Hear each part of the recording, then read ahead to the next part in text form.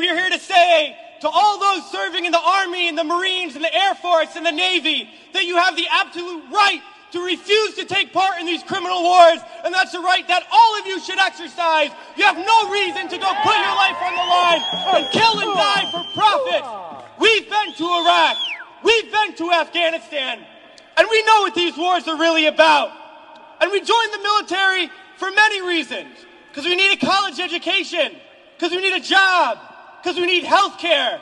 And then we joined the military, and they tell us that our enemies are poor people in caves in Afghanistan, or poor people in the deserts of Iraq. But we've been to those countries, and we know that our enemies are not other poor people abroad. Our enemies are the people that laid us off from our jobs, that denied us health care, that make it impossible to get an education. Our enemies are not in the poorest countries on the planet, but right here in the richest one.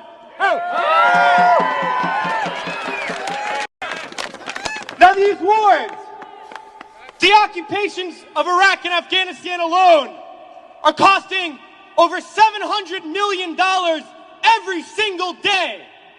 This is a crime every single day, while so many of us are hurting. Well, I think all of us here and the vast majority of people in this country would agree that we can spend $700 million a day better than bombing people that we have no reason to bomb. We can spend $700 million a day rebuilding those countries we've destroyed. We can spend $700 million a day caring for the veterans we get home when they get home. And then we can spend $700 million a day giving every single person health care, a college education, a job, and a livelihood, and a home. That's what we need to be spending our money on.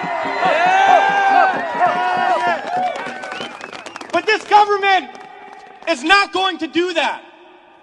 They're not going to use the money in that way. They're not going to end the wars. And they're not going to do it because it's not our government. It's their government.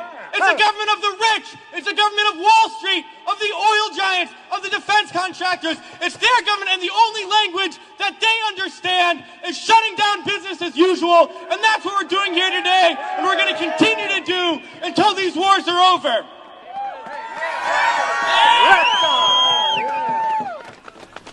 Well, it's crystal clear now that these wars are going to continue and expand and go into other countries. That is the trend. That is what we know, that there is perpetual war, and it's only going to stop if the people stand up and stop it. And that's what we're going to do, sisters and brothers.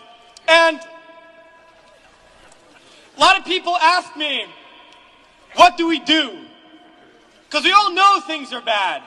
We all see the atrocities on TV. We read about it. We experience it. People always ask, what do I do? Because we always want to know what to do. Do we vote? Do we support a politician? Do we join an organization? What do we do? Well, I'll tell you what we do. It's simple. We fight.